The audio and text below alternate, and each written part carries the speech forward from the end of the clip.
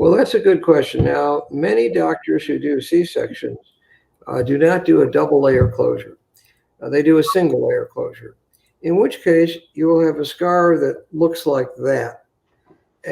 But it's in the cervix, so it's not where the embryo is supposed to implant. The difficulty with it is on occasions that cervical open scar will cause mucus to go not just in the cervix and out the end of the cervix, but it will allow mucus to go back into the uterus. Now we can see that in ultrasound. And if we see that happens, we're not going to transfer the embryo when there's cervical mucus in the uterus.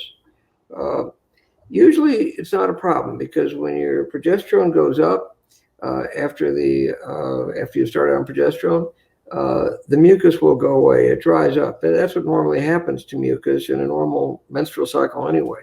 Progesterone causes the mucus to dry up.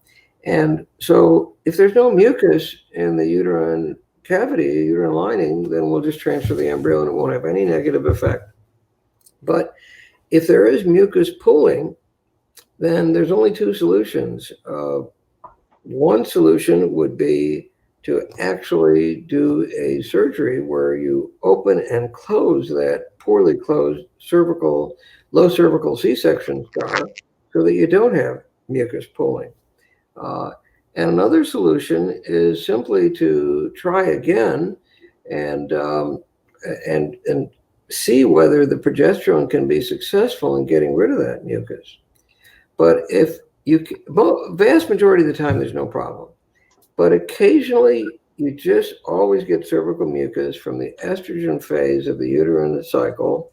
And in that case, you would do surgery to fix the bad C-section scar, and then there'd be no problem with implantation of the embryo.